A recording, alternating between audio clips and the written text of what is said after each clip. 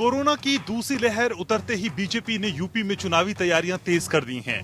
Mission UP के तहत BJP ने तय किया है कि प्रदेश में आगामी चुनाव मुख्यमंत्री योगी आदित्यनाथ की अगुवाई में ही लड़ा जाएगा, लेकिन टिकट वितरण की बागडोर सीधे पार्टी अध्यक्ष जेपी नड्डा और अमित शाह के हाथ में रहेगी। खबर यह भी है कि संघ और बीजेपी ने आगामी सभी राज्यों के चुनाव में अब स्थानीय चेहरों पर लड़े जाने का नीतिगत फैसला लिया है। मिशन यूपी बीजेपी के लिए सत्ता का सेमीफाइनल समझा जा रहा है। बीजेपी जीत के लिए कोई कसर नहीं छोड़ना चाहती। समझा जा रहा है कि योगी की जिद के आगे संघ और बीजेपी को झुकना पड़ा और फिलहाल नेतृत्व परिवर्तन का इरादा त्याग दिया गया। लेकिन बीजेपी आलाकमान टिकट वितरण पर अपनी पकड़ बनाए रखना चाहता है। बताया जा रहा है कि पार्टी अध्यक्ष जेपी नड्डा और अमित शाह खुद विधायकों का रिपोर्ट कार्ड चेक करेंगे। इसके लिए सर्वेक्षण करवाया जा रहा है। सर्वेक्षण के आधार पर ही विधायकों के टिकट तय होंगे। ऐसे में टिकट वितरण पर भी मतभेद बढ़ने की आशंका जताई जा रही है। लेकिन फिलहाल संघ और बीजेपी ये संदेश देना चाहती है कि योगी जी मान गए हैं और सब ठीक ठाक है, सब राजी खुशी से रहने लगे हैं।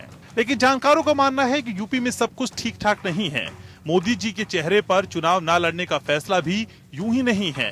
कहने को तो कहा जा रहा है कि पश्चिम बंगाल में हार की वजह से मोदी जी की छवि पर असर पड़ा है, क्योंकि राज्य में चुनाव उनके चेहरे पर ही लड़ा गया था। लिहाजा मोदी जी के बजाय योगी जी के चेहरे पर चुनाव लड़ने का फैसला किया जा रहा है। अगर ये दलील सही है तो असम में तो किसी को भी प्रोजेक्ट किए बगैर चुनाव लड़ा गया था और बीजेपी को जीत हासिल हुई। ऐसे में यूपी में भी चुनाव के बाद प्रतिनिधियों के द्वारा सीएम के चयन का असम फॉर्मूला इस्तेमाल किया जा सकता है, लेकिन योगी जी इसके लिए भी तैयार नहीं हुए। दरअसल कोरोना की दूसरी लहर के बावजूद बीजेपी ने पंचायत चुनाव में अपनी पूरी ताकत झोंक दी थी, लेकिन साम दाम दंड और भेद अपनाने के बावजूद करारी शिकस्त मिली थी, जबकि 2017 में स्थिति इसके उलट थी। लोकसभा के 80 सीटों वाले प्रदेश में बीजेपी के लिए ये बहुत बड़ा सदमा है। लिहाजा मिशन यूपी के लिए आरएसएस सीधे बहुत सक्रिय नजर आ रहा है और योगी पर कड़े फैसले मानने के लिए दबाव बनाया जा रहा है। इसी के तहत प्रदेश में नेतृत्व परिवर्तन की अटकलें जोर पकड़ती रही और संघ बीजेपी की बैठक दर बैठक चलती रही, मगर योगी टस से मस नहीं हुए। लिहाजा योगी की अगुवाई में ही चुनाव लड़ने का फैसला लिया गया। संघ अब योगी प्रशासन की उपलब्धियों को और उनके फायर ब्रांड इमेज को ही भुनाने की फिराक में है। इसीलिए सेवा अभियान के जरिए घर घर प्रचार तेज किया जाएगा। सेवा की राजनीति भी आपदा में अवसर बन गई है। कहा जा रहा है कि सेवा के बजाय कोरोना के डर से घर बैठे रहे विधायकों के टिकट कटने की पूरी आशंका है, क्योंकि कोरोना काल में उनके सेवा भाव के ही आधार पर टिकट दिया जाएगा।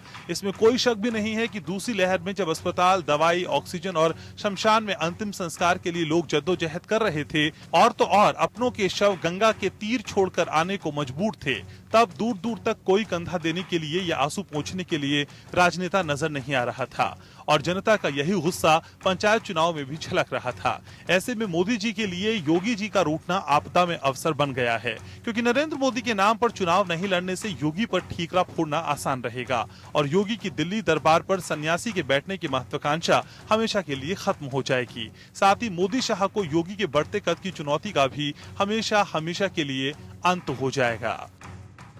Bureau report, APN।